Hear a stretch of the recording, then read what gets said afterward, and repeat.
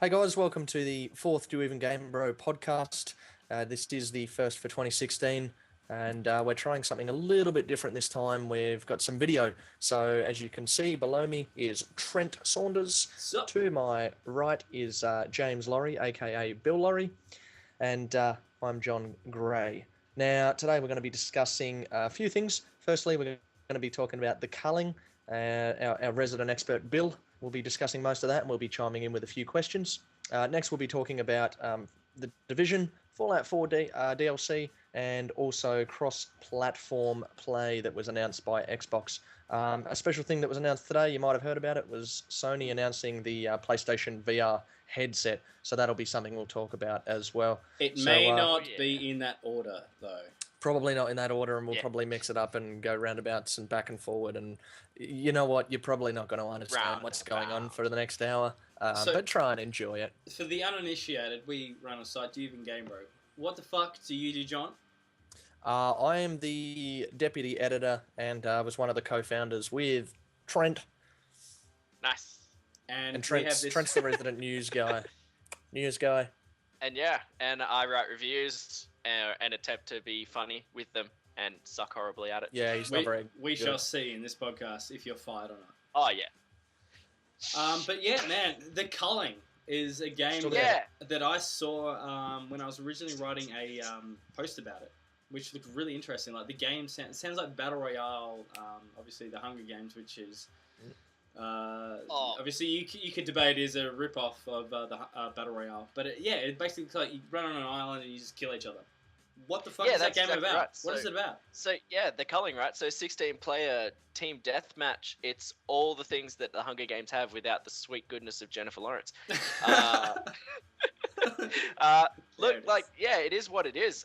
It is 16 players on an island, and you can play as a team of two, or you can play on your own, and it is craft weapons and kill people badass style.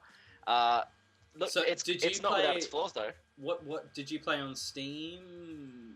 Yeah, so I'm playing on a PC at the moment. Yeah. Pre-release. I know that the game alpha? is. Yeah, I did the alpha, which was kind of cool. It did crash a bit, but it was an alpha, whatever. And then they dropped the ball, right? So they came on a week early and just basically said, "Yo, we've actually been working on this game so hard, it's ready to go a week early." So they did like a week early access, which was awesome. Nice. One of the things that really bugs me about this game is, as cool as it is to craft your weapons and kill bitches left, right, and center, and run around basically as a shirtless, shoeless Afro awesomeness. A homeless guy killing people, basically. Oh man, it is one map. It really frustrates me, right? Sounds like League of Legends. Yeah, it really. I really think that the developers could have done more with it. Like, Wait, so you're saying that there was one map in the entire game? Yeah, that was it. It's only $14.95, but damn man, it's one map. So it is. How big is the map? It's quite large. I'll give you that. Wait, who is that guy? That wasn't any. What? Keep going. Keep going. I don't know what that was. Must have been a glitch.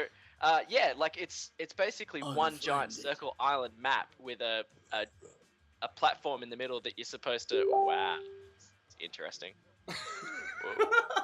Got some weird glitchy stuff going on, man. I'm freaking out. I'm about to stab myself with a screwdriver. It's a road test. We know this is going to happen.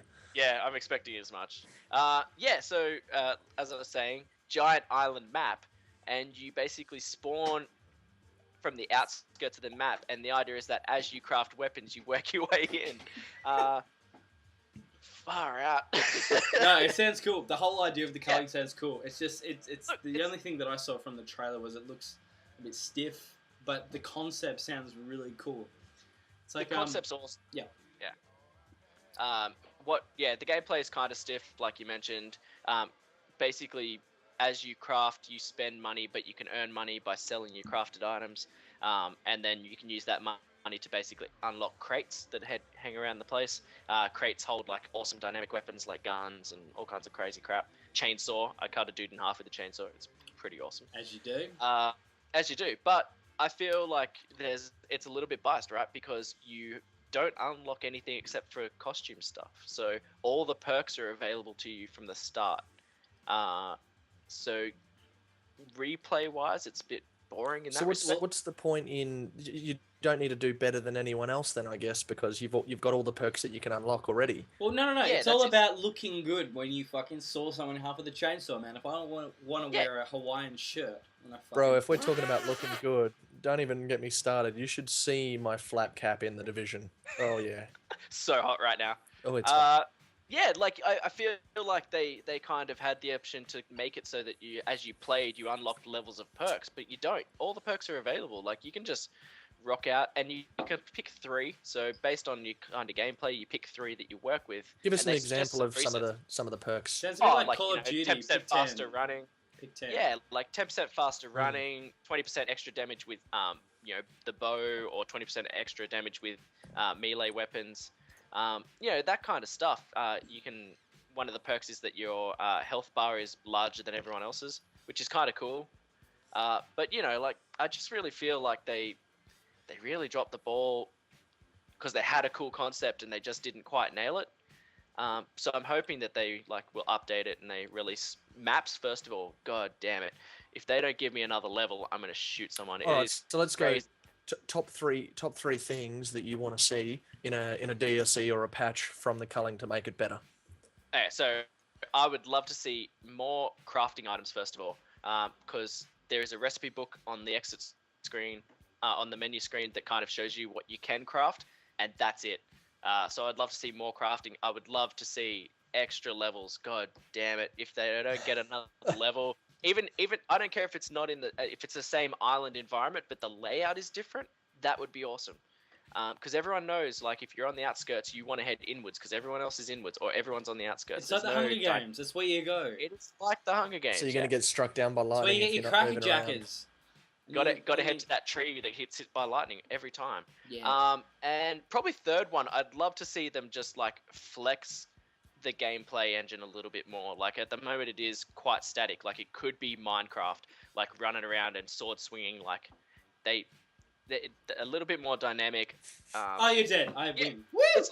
It's like when you it's like a 3D version of Mario Brothers when people jump. Like people jump and their legs just sort of slightly spread out and they kind of hover over here and then they hover over there. Like there's not the same amount of dynamic as you would see obviously in a AAA game, but I thought that would be something little cool. But all in all, man, I'm really digging it. I actually really like it. Yeah. All right. So I hate to bring in the topic of cost when rating a game. I don't think that the cost should really be a factor. So, but because it's $14.95, give us a rating that you think incorporating that cost. Obviously, it's quite cheap. What out of 10? What are you giving it? Oh man, you're gonna make me give my rating before I put my review up. That's me. Oh, you're doing that? Oh yeah, me, never mind. A pre-alpha rating. Like if people are interested, what should they give it? Like should they be invested? At the moment, I'd probably give it a solid 6.57. Okay. Yeah, I think you can be lenient on it because it was only $14.95. But at the same time, because if it was $59.95, I would never buy it. I just probably wouldn't buy it. I wouldn't spend that kind of money on that. Not without some extra game modes or some cool shit like that. But for $14, it's actually kind of fun, and it's something that I'd be like, hey, if everyone brought this for $14.95 and we all played 16-player online as friends, it'd be probably pretty fun. Agree. But yeah, it's repetitive gameplay is a bit frustrating. The lack of different environments is pretty frustrating too. Well, hopefully they fix that up because no one likes repetitive anything. Oh, look, if the gameplay is awesome and everything works really well, you can kind of get around it. But I really think that they could have done more with the maps, at least environmentally in terms of spawning points and stuff like that, switched up a bit. Yeah. So for those people watching, the culling is a game. Yeah, it looks like it's worth watching until it comes out of its final phase. Yeah, I think hopefully I think it will. I think it will. Yeah. And is it just on Steam at the moment? Is there any plans to bring it out to consoles? I haven't seen anything planned for consoles just yet. I mean, it's rocking pretty hard on Steam. Maybe if it gets some more groundwork on it, it might make its way to consoles. Maybe in the arcade at least. But yeah, at this stage, it's looking like it's all Steam ahead. All steam ahead. Hey, nice pun. Whoa! And the segue goes to... Can we just take a second to appreciate what the fuck's going on with this headset? Look at this. I've got gaffer tape all on it. Wait, what? Nice. Oh, wow. Look at this bad boy. Look at my headset. It's a rockin'. Mm-hmm. It's ridiculous. It's ridiculous. It's like if you were having closed-eared headphones and you wanted open ears, you would just like rip the side out of one. Yeah, right. Wow. All right, so boys, all right. So in our initial introduction, we're talking about a few things which I've pretty much forgotten about now. But a game has come out that I know John has been into very much. Another game came out which we actually didn't bring up at first, which was Hitman. Which, by the way, Hitman, of course. Hitman. Yeah. Is the shit. Okay, so Hitman has come back in a weirdly big way. Now, so... I heard it's a hit, man. Who was that? I swear someone's... What the So what now? Oh, man. That's so good. Anyway, okay, so... okay, so Hitman is basically coming back in a way where it's bridging the gap between, as far as I know, contracts and blood money. And so what it's doing is taking the best of Hitman Absolution, which, for better or worse, was a really good game. It just did some dumb play things, but the whole vibe of it was full on awesome. It took. Oh yeah. It actually had a good story and gave Hitman some actual heart. He actually has a heart. But anyway, it took everyone's favorite game is obviously Blood Money. No one can debate that. It took the best of Blood Money and how Absolution works and kind of fuse them together. And the way that they're doing it, obviously, if you haven't already played it, is they're releasing a massive mission. I think there's 6 or 7 of them, maybe John maybe can confirm, but every month. Okay, and so every month when they bring them out, so you've got to sign up to a season pass, which in a way is kind of cool. So you can buy, if you're into Hitman, in Australia, the very first intro pack for $22, which is I highly recommend buying because for $22, it's the well worth it. replayability of the intro pack is insane. You get more out of it than most AAA games. It's nuts. Absolutely. The biggest thing I think with the intro pack is you get access to what they call contracts. It's a contract mode, and essentially you're given what two levels, right? You're given 2 levels that you can actually go through.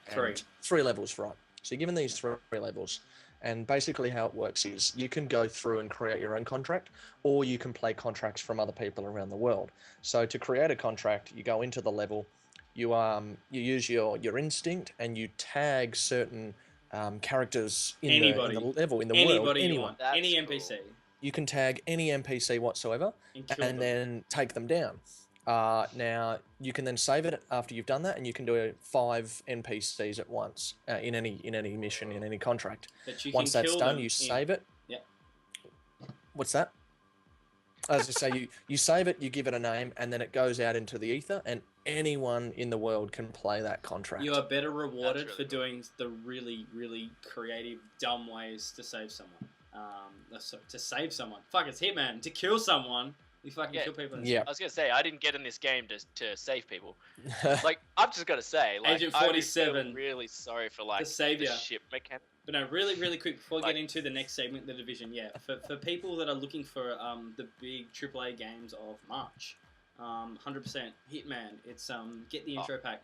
If you don't like it, well fuck it. You don't have to buy the extra bits, which is in Australia it's about $64, which gives you the next 6 missions. And judging just by what Paris, which is the first mission, has given you. Awesome. 100% buy it. Okay, so Paris. Look, Paris there's a review on the website. Check it out. You know, I've given it a rating. I reviewed it myself. I really rated it. Let's put it this way. I rated it over 9. So that sort of just says something about it. Go onto the website, have a look at the review, and make your own decision. But there's 2 of us here that we absolutely love it, and we'll continue to play it. I got to play the beta, and I can completely vouch for that. Absolutely. Awesome. Yeah. Yeah, and that's without even playing Paris. My God, here we go. Next. The division. Here we go. It's It's the time of the day when you get to talk. Look, this one isn't open, so I'm not going to be able to weigh in too much on this. I just picked this up today on PS4 because I just brought a PS4. So I can't really weigh in too much about it, but I can definitely talk about a few things that I've seen in the news feeds.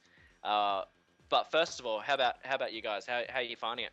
Man, I'm playing it right now. I am. While we're doing this podcast, I'm playing it. I've been the worst game I've ever played. I would put Never man, Dead I've by been Konami. so addicted to this game. I can't even tell you. I'm joking. The trolls are already typing. It is the bomb. Nice work, friend. The Division is great.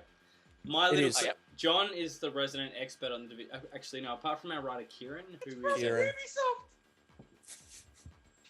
What now? Oh, you know what? I reckon. Look, if you've made it this far into the podcast, then let it be known that Jordan, the filthy Mexican Garcia, has joined us. He is here. Jordan! You just can't see his video. He has appeared in two other podcasts where he actually talks a lot. Yeah. Now he's just saying random words. Back and just randomly commenting on shit. Well, that's what I do, pretty much. Is what he does. It is what he does. Look, back to the Division. Obviously, I think probably I've put in the most hours outside of the person who's reviewing it, which is our editor Kieran. But we've rolled a lot. We're both level 30. We're both in the dark zone. Got high level gear. Last I checked this morning, I'd put in 49 hours into the game since That's not release. Too bad to get to level 30 in 49 hours. That's credit to you. Did you play it at launch? I played it at launch. I played the open beta. I played the closed beta. Did you experience any connectivity issues? Because apparently the servers went down completely. Yeah. Look, I mean, let's just discuss that for a second. It was planned maintenance. I mean, there was probably a 30-minute window there where the servers did go down on I think the first or second day. The servers went down. The servers went down within about 3 hours. Now, the thing about servers going down with a big MMO, it fucking happens. It happens. Every time I play a big MMO. When Final Fantasy 14 came out... It's pretty much just having a DDoS attack, but accidental. It will happen. Man, shit's going to go bad. So when a lot of what it seems like when, so as I was saying before, a lot of gamers for Final Fantasy 14, which is this massive, probably the best MMO at the moment. Sorry, World of Warcraft, I love you, but sorry, you're fucking dead. When that came out, yeah, it had 2 days of just death time. When Grand Theft Auto 5 came out, it was death time. These things happen for big online communities. But yeah, when Division came out, all these casual gamers just literally, I'm trading it back in, it's fucked. Yeah. Oh, it's sorry. Well, which is fair. It's fair, and maybe Ubisoft should have brought that into consideration.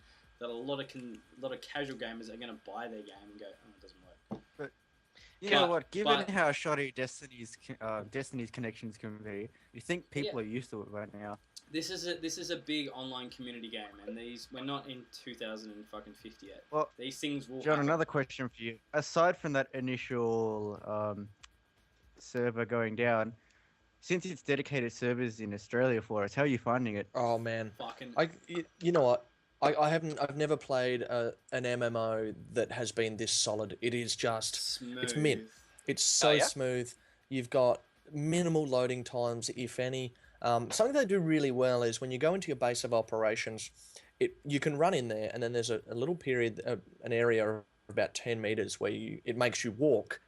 Now, what that's doing is it's actually loading to go from PvE or PvP or whatever else to your base of operations where you're the only person in there. So there's basically no loading. They let you walk through. You can still see things. You can still walk around, but it's loading while you're walking. It's excellent. Yeah, so it hasn't stopped the player, which is kind of reminds me of the way the way Dead Space used to load, when it would load while you're going in between. It's a cool idea. Different sections of the part of the ship. Yeah, absolutely. Yeah. Sorry, I'm a bit distracted. I was just killing the big boss. You get your party members, including like people in our Duven gamer group. It's like, what the fuck is this so slow? It's like, what's fucking loading? I'd rather walk slowly through something than see a screen with it. All right, so what's the maximum size you can have for your party? Let's just say 4. 4 people. All right, you can have in a Bukaki without it getting awkward. Yeah, roll around in a team of 4, but you're not limited to that 4. Basically, you are limited in that they're the 4 that you can't shoot. You're on your team. Wherever you go, and they get a marker, etc. But you can actually get your team of 4, a friend's team of 4, and if you find yourselves in the same dark zone, you can actually roll around together as an 8. It's just not going to stop you killing each I other. will admit I am guilty of doing that with friends during the beta, and we went manhunt. That's how high we went in the rogue. Oh, this beer is Yeah. so good. Wow. Everyone. So, for those out there who don't generally play in an online community, what do you think? Like, is it a game you can roll around on your own, or do you reckon it's really tailored to a Let's to get a the group? callers in. You guys ready? Oh wait, we don't have a call function. Get Zach in. Damn! Look, I think you can. I think it's definitely better suited to rolling around in a team. What I did find though was, I mean, Kieran, our editor, he is doing a review and he's going to discuss some of these things, but we discussed them together. And what we found was that if you're doing your missions, your best bet is to roll around in a team of 2. If you've got someone who's a lower level than you are, rolling around in a team of 3, what it does is it doesn't take into account their level. It just adds another person. And so the enemies become infinitely harder than if you just had your 2. And then... Now, when you say they become harder, is it like the typical Destiny or Borderlands thing where they hit slightly harder and have more health? Or is there like their tactics change? All of that. But the thing you got to understand about the Division is the enemies are bullet sponges. Like you can get a marksman rifle or a shotgun and you can lay into their head. And this is in the early game mainly. You lay into their head and they're just not going to die. They're just going to take bullet after bullet after bullet. So if you're rolling the dark zone, you're probably going to need 4 people just to take down a few enemies. And of course, within the dark zone, you've got your DZ01, which goes all the way up to 06, I believe. And the further north that you proceed, the harder the enemies get. It's really, really cool system how they've done it. Yeah, the Dark Zone thing's kind of cool. I haven't really come across a game that kind of has that in it, and I thought, like when everyone was talking about it, I was like, oh yeah, radio Dark Zone, that's kind of cool. Yeah, what the hell? You having fun there, man? I see no biceps though. I just got to point that out. Fuck off. Neither. But yeah. He left his biceps in the Division. Someone looted them in the dark zone. I'm trying to find them. I'm trying to find the them. other thing I just saw that came out, it looks like the Division is getting its first DLC shortly. You guys following up on that? Next month. So basically what they're introducing is, the biggest thing for me is incursion. So if you played Destiny before, think of it as like a daily raid or a weekly raid is what it's going to be. So you can team up with a team of 4. What's that? Do people even play Destiny? Nah, Destiny 2, bro. The Division's the new Destiny, and it's much, much better, in my opinion, anyway. But this incursion, you roll around in a team of 4 or less, and you do these specific raids for high-level gear and more XP and things like that. But the thing that I'm most excited for, actually, is the loot swap, player swap. So essentially, you can exchange your loot with another player. Nice. That's cool. Yeah. I like that. But I think it's fraught with danger as well because, I mean, you can get someone... I don't know how they're going to put limitations on it, but you can get someone who's a level 30 giving their high-end weapons to a level 1. Obviously, you've got your level cap issue because your certain equipment and gear and everything has a level on it. But, you could always... still, like, within its range, yeah. Exactly.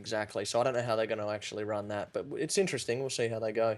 Yeah, cool. I'm just seeing here too, Last Stand is another thing that's coming in there by the looks of it. James had his challenging players with a new relentless threat. So they haven't really fanned out too much information on that, so it'll be interesting to see what they mean. Yeah. Yeah. Sweet. So the Division, yeah. Division, yeah. Look, I mean, what else can we say about it? I mean, we didn't really discuss what the game itself is, but, it's a TPS, MMO, RPG of sorts, basically a third-person shooter. You can change to be first-person, but it's a dedicated third-person shooter. Yeah. Massively multiplayer online and role-playing elements. So it's got some really, really good role-playing elements to it. Realistically, I think you're looking at about 25 to 30 hours of gameplay from, not including the Dark Zone or anything like that, just from start to finish, just doing the missions, just doing your player versus environment sort of thing. So if you're not too keen on the PvP side of things, I would still definitely recommend buying this game because 25, 30 hours, you know, you're looking at $60, $70 to buy. And if you're going to get a game that, let's look at The Order, Zach's favourite, The Order, for example. Oh, The Order. You know, you pay $60, $70 for that game, and you get what, 6, 7 hours worth of gameplay. Yeah, it's a good point to make, man. Like 30 hours of a campaign-ish type gameplay, like that's a pretty solid effort. Like, yeah. And you know what? That's because it is an RPG. The end game is basically what you want to get to. So once you've done your 30 hours, once you've got to level 30, you start opening up things. So you get a lot more high-end gear, but you also get these things called Phoenix credits.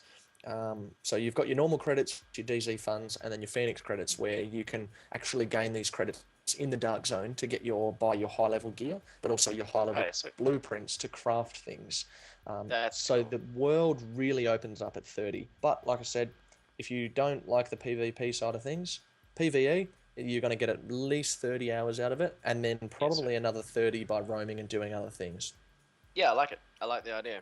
Yeah, sweet. Absolutely. So, all right. So, well, I think that's pretty well covered. Well, speaking of the Division, I also read that not only did it break record numbers for first day sales, but it actually set a new record for first week sales in the entire industry. Sorry, boys. Such a serious point ruined by a weird Trent Saunders just rocking in there. That's to be expected. The big bitch Saunders. No, and that's a good point, Jordan. That's a really good point that you've raised. Is that I mean, Ubisoft I think they've been working on this for the last 7 years or so, but they've really commended their teams to say that, you know, they've taken a lot of elements from other games and put them together and worked really hard to make something that people are really going to want to play. And that's the PvE gamers, the PvP gamers. You know, there's something for everyone. I must say, I've got to commend the team on how quick they are responding to issues, because there was the issue of I think it was players were blocking doors just by standing there. They made a quick issue by, like, if you run into them for, I think it's 3 seconds or something, it'll just phase you right through them. And there was another issue with this past server maintenance where afterwards PS4 players couldn't log in, and they fixed that right away. Yeah. Their service work's been great. Yeah. Just looking at the sales, 330 million in 5 days. That's a credit to Ubisoft for that. Yeah. When you have an MMO, you are gonna have server maintenance. Yeah, but I've got a question for you guys regarding that now. Ever complains? Out of all that, what was it? 32.5 million. You said. $330 million. Just times it by 10, mate. You'd be right. No. But out of all of that, how many of those copies do you reckon were returned because of the initial server issues? 10%. Let's go with 10%. Yeah, I reckon it's got to be low, right? Like a lot of players are surely are decent enough to go, oh look, it's first 2 days. Let's wait it out. Like I would never return a game in the first 2 days for a server issue.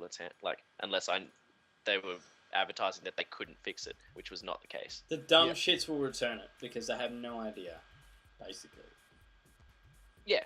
I mean, people probably got hyped up by the beta, right? Like, the beta was fairly smooth. Which you needed to be online for. Yeah, so, I mean, you've got to expect that. It says on the box, online connection required, so you're expecting that things will go wrong. Well, when I went to JB to pick up my copy of The Division, the girl who I see all the time, she's like, you know that it's only online connection? It's like, well, without saying it to her, I was like, well, I realise I've bought 100 fucking games off you. Yes, it's going to be online. But yeah, I'm glad she told me, though, because in case someone else happens to buy the game, it's like, well, yeah, if you don't have online, it's like, what's the fucking point? Yeah, no, it's good, like, you know. Anyway, The Division, go out and get it. Sick gameplay, good times. Roll with your party of 4. Unless you're a loner, don't roll with the party of 4. Just roll by yourself and...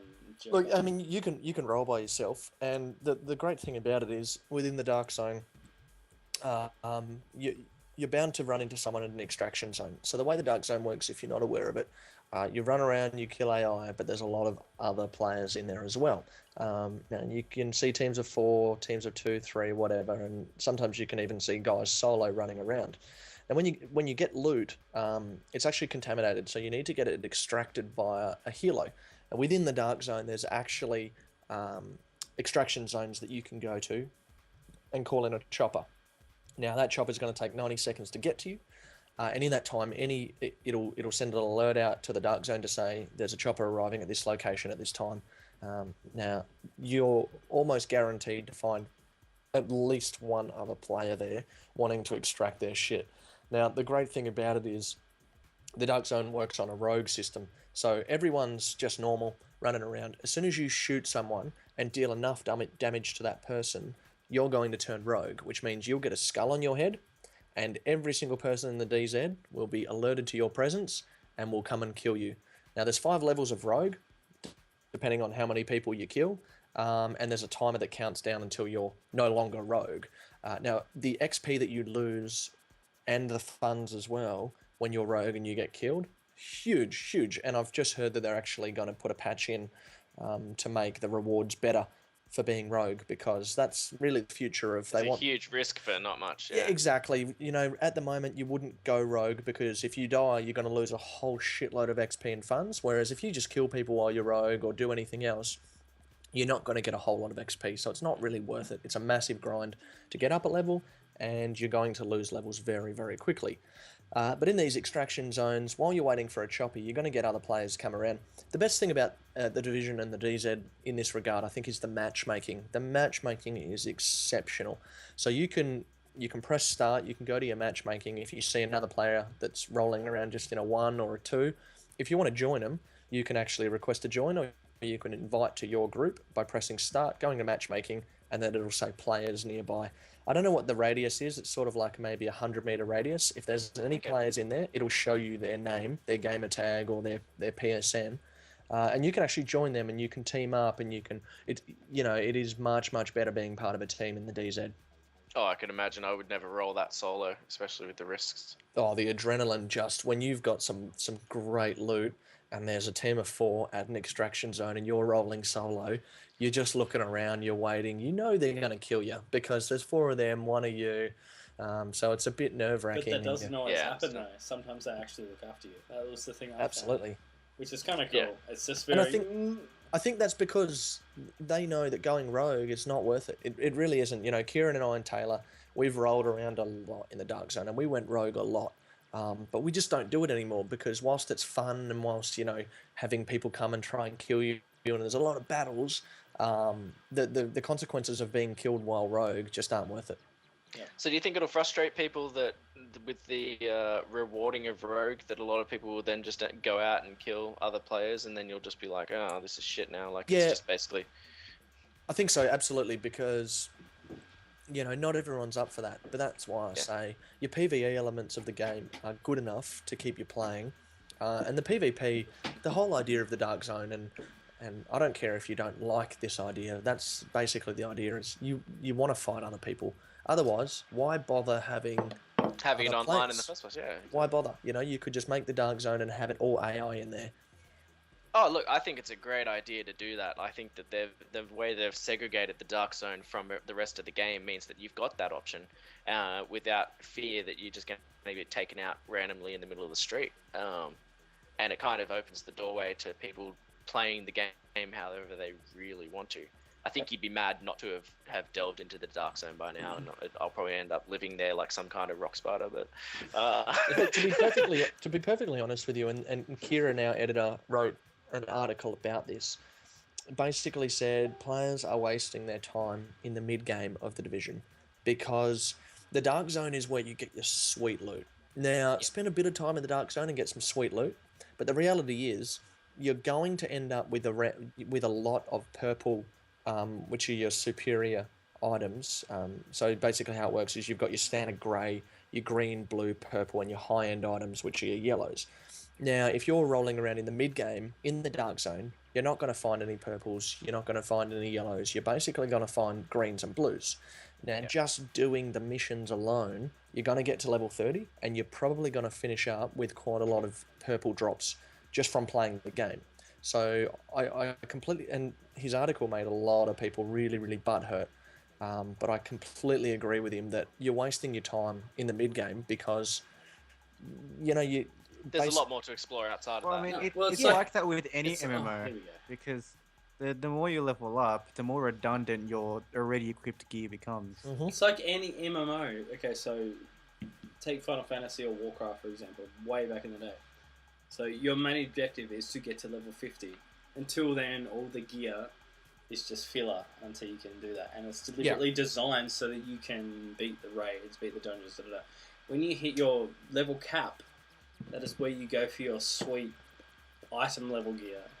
And you keep going. And that's what Division's doing. I think the thing that the Division maybe might not be so good at, because it's a casual game, is that's the way it's designed. So a lot of people are probably playing it, so they just keep getting the better gear for every level that they go, which is fine. It's opened the doorway to skip the grind, which is fine. And I mean, I read an interesting article on either Polygon or Kotaku about people that were playing Diablo 3 for the story, and all the comments are just like, go fuck yourself, basically. It's like, just having a laugh. You do not play Diablo 3 for the story, you play it for the fucking level 70 gear grind. Like, what the fuck?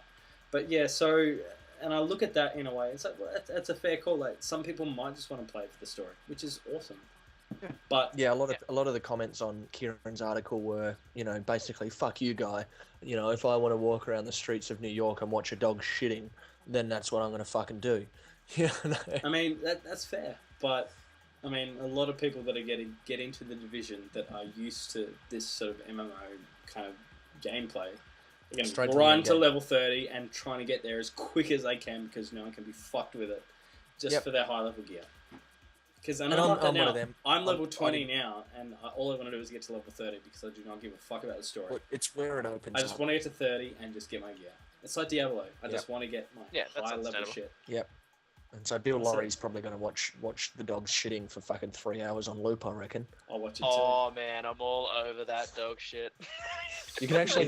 The best thing about the game is you can actually see the shit coming out of its ass. Are you fucking with me right now? No, for real. Like, you can watch a German Shepherd on the street just taking shit. Look, let's go. Let's just thank the animator who works at Ubisoft who had to design that and actually like study dogs shitting in real life to make it as realistic as possible. Right? Thank you, Ubisoft animator. Thank you for the dog shit. Thank you. I reckon one of the animators was just at home and he saw his dog taking a crap. He was like, "It'd be funny if I put that in the game." And that's how it happened. It's a lot of dedication, though. Look, speaking of animators, if you've been following Do Even Game Bro for a while, people come and go, and you've got your core people. But we've actually got one of our own who's studying at AIE, which is like Australian Interactive Entertainment. Entertainment. I think in Sydney. So he's going to be an animator, and that's his dream. That's what he wants to do. And that's Jack. So if you see Jack commenting on anything, Jack Adams, if you see him or whatever else, show him your support and get behind him in his studies, because you never know, in the future he may be working on the games that you're playing. Give him some tips on animating. Dog shitting in the street. Exactly. Which is great for him, because he's already he watches dogs fucking each other like pretty much 8 hours a day. He's all over. So expect that in the next game. Shout out to Jack. Shout out to Jack. Hey, watching so dogs fuck. Something that would be interesting to watch dogs shitting in would be VR, right? So Sony dropped that news today. Nice segue, motherfucker. Good segue. Solid Segued like a bitch. So for those who haven't heard, Sony dropping the old VR news today. They're releasing October this year. It'll be the first consumer VR that's going to come out. Ahead of everyone else. Ahead of everyone else, which might be the smartest move for PlayStation, let's face it. Ahead of Facebook, which, as we know, Facebook bought out the rights to the Oculus Rift. And they're designing AI as well. Yeah, and Oculus Rift, was been around for a long time. PlayStation's VR, which looks really cool. When we went to PAX in Melbourne this year, I went with Zach, who's the president, apparently. The head bitch. He thinks he is of the Even Game Bro. And David Sisson, who does a lot of YouTube stuff. He's the good-looking guy that looks good on camera, basically. Token good-looking guy. Token good-looking actor. Guy. We could not get into the PlayStation VR booth at that time. Yeah, the line was fucking ridiculous. It was like that with the EV Expo as well. Yep. But we did talk to people who just come out. He fucking hates He's it. so angry right now. It's just like, we couldn't get in, but bail it I out. just want my Sega Mega Drive. Fuck VR. Hey, I'm yeah, gonna throw in a pet VR. peeve. Apparently, these guys are like, they're like, this is the shit. They were so Yeah, excited. right. Yeah, it was so cool to see. And man, Like, I've used Oculus Rift, even though I have glasses. I've used it. And it's a bit odd because of my refraction in eyes. But yeah, this VR thing apparently is next level, and I think Xbox. As much as I love Xbox, I just don't own one because I think it's dropped off the game radar a bit. They're definitely pushing it. Yeah, fair enough. Look, like a pet peeve of mine for VR, right? And Sony is going to be guilty of it. Is this thing only covers your eyes? How immersive is it going to feel playing a game like that and then just having the outside world in your ears? Like, Honestly, I'm kind of say, heads up how for dick faces like me with glasses. The chances you actually wearing VR are very slim.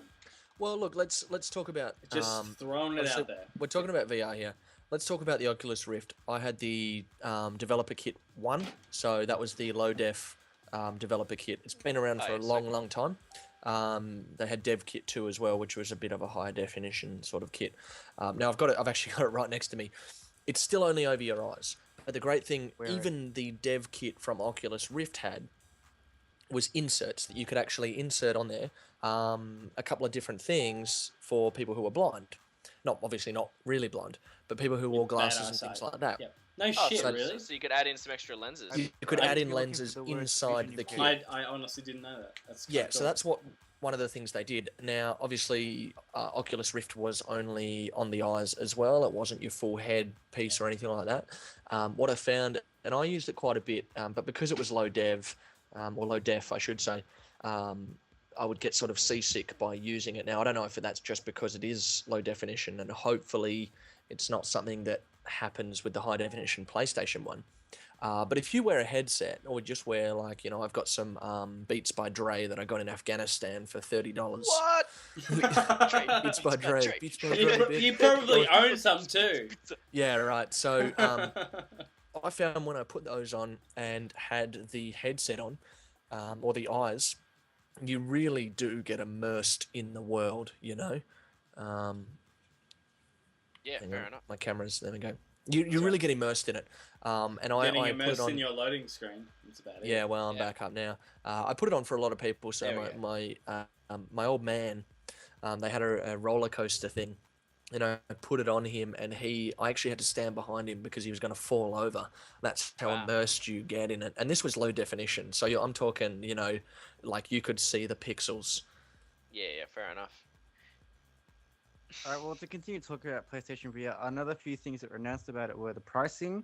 That'll be about $550 Australian, and it was also recently revealed that you need the PlayStation Move camera, I think it's called. Yeah, that's right. You need that for it to operate with. It, yeah. And on top of that, I'm just gonna. As far as we know, it doesn't actually come with it. It doesn't include the camera.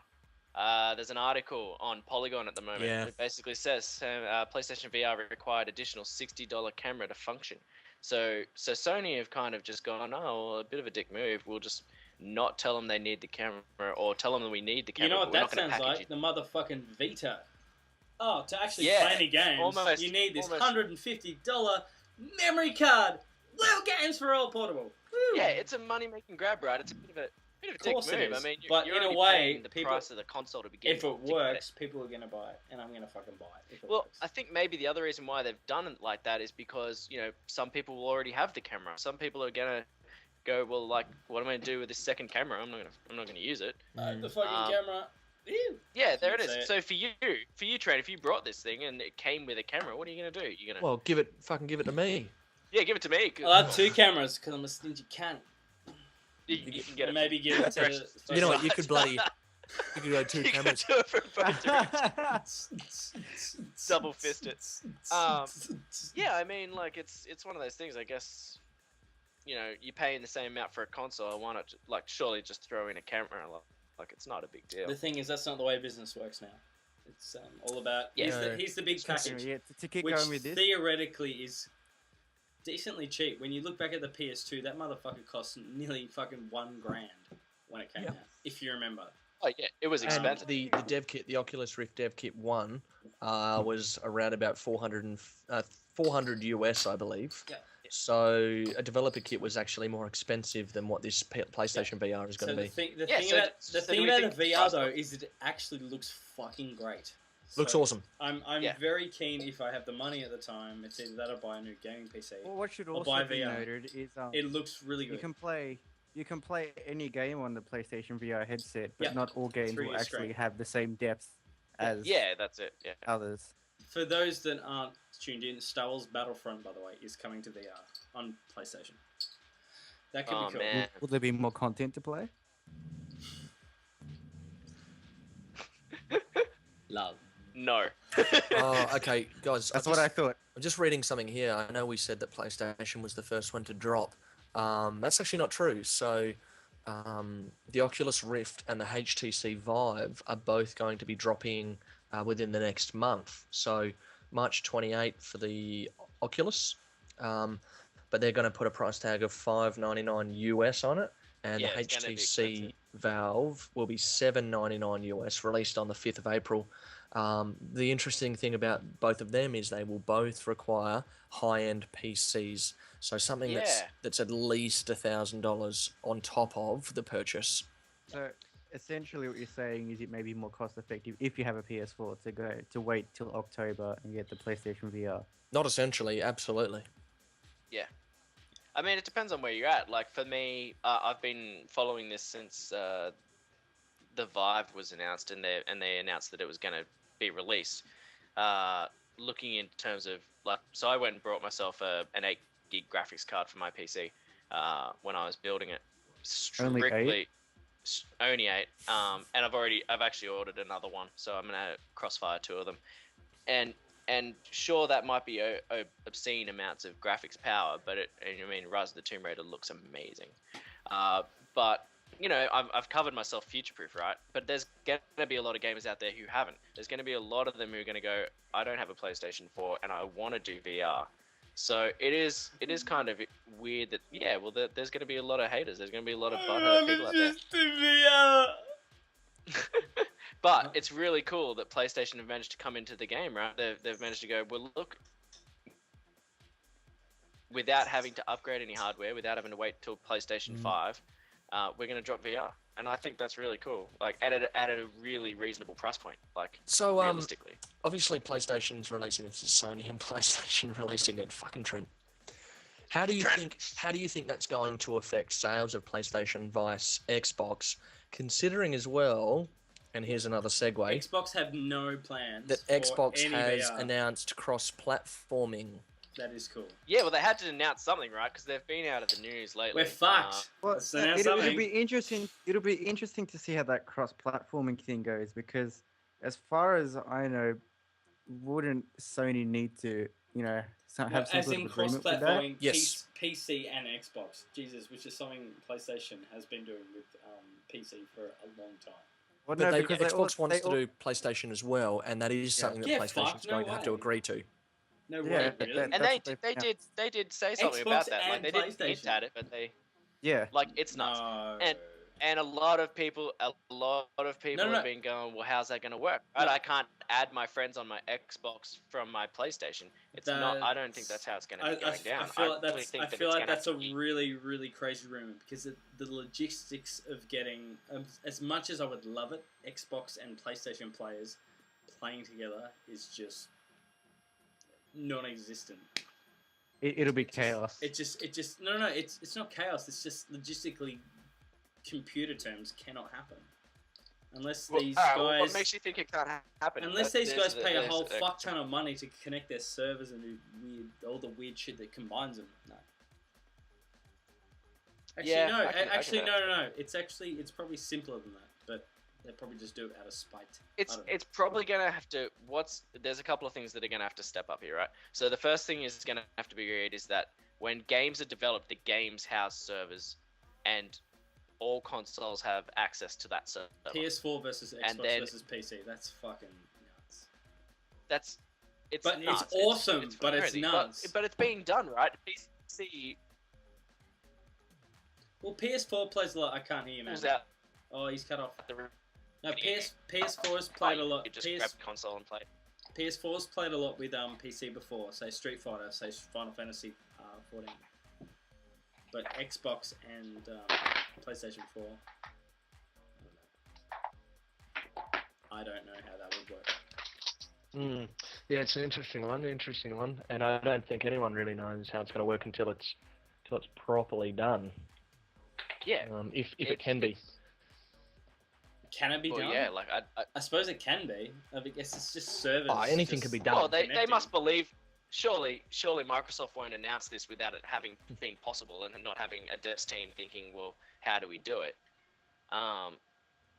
It is a good question to raise, though. Like, is it going to be something that's actually going to be compatible? Like, a lot of these games, most games these days, when they release on across multi-platform, they're usually pretty similar. But there were times when the PlayStation version of a game was different to an Xbox version of the game. Yeah, but then you get an online game. Then you get an online game where the server community is going to be 10 times huger, and then the developers are going to sort of take that into account. Where, oh my god, I've made the Division, and we're accounting for this many PlayStation players.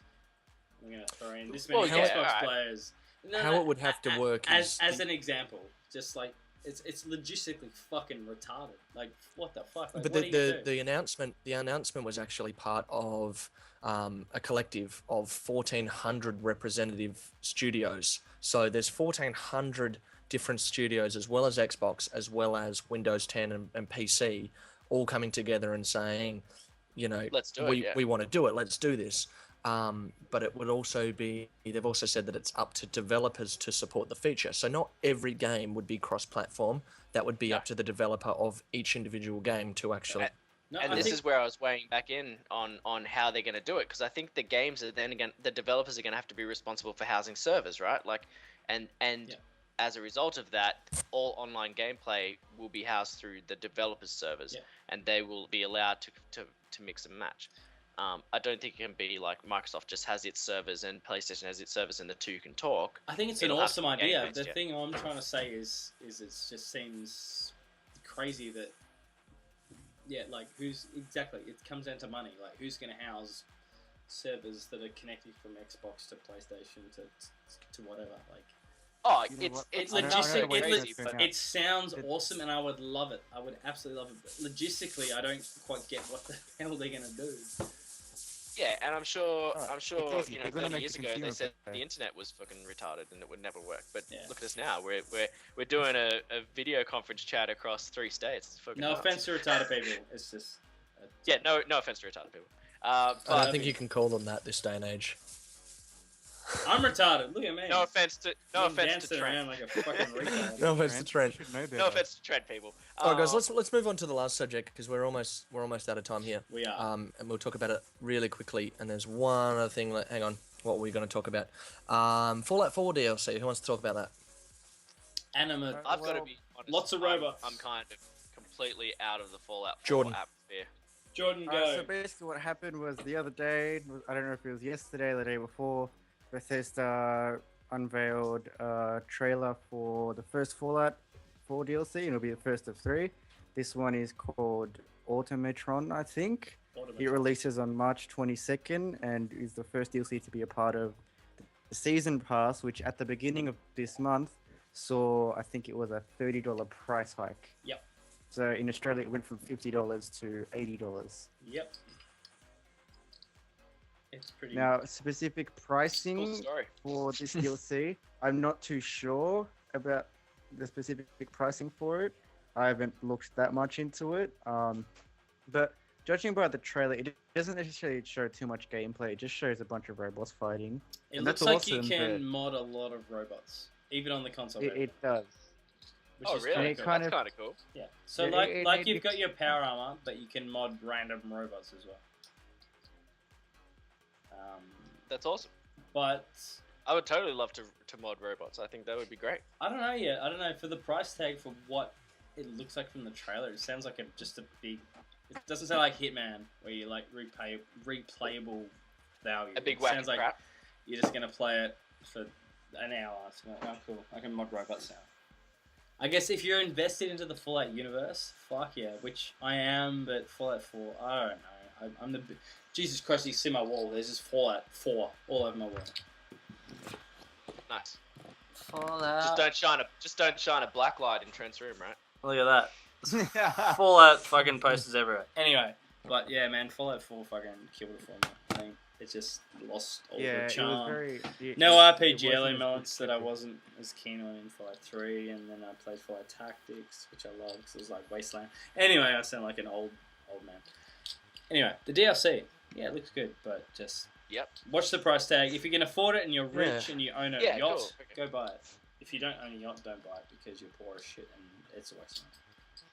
All right. Well, on that note, let's wrap this bitch up because I'm going to go play the Division with Taylor and Kieran, and I've got to roll some bastards in the dark zone, and maybe James Laurie a little bit later. Set it up. Oh! What? And then we'll also play the Division.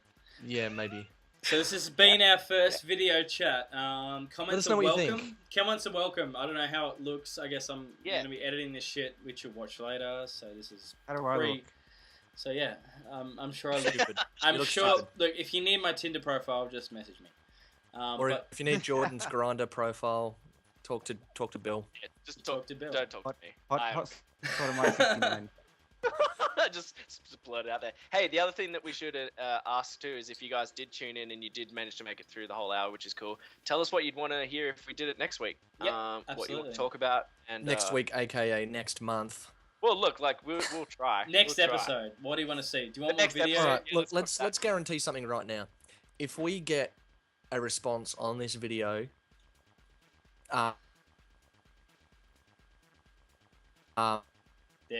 we will do it next week. But if we don't, then it will be whenever we get to it. Okay, all right. I think that's a good challenge. As long as it's not one of us, we can't comment on it. That seems. Oh no, fuck that. Alright guys, well thanks for tuning in and thanks for watching.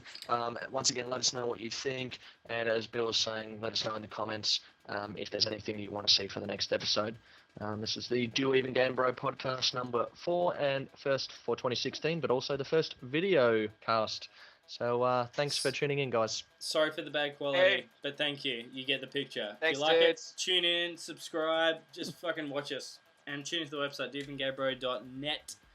John, James, Jordan's fucking somewhere there, and I'm Trent. I'm everywhere. Love you guys. Bye. Peace, guys. Cheers, Bye-bye. guys. Thanks for watching.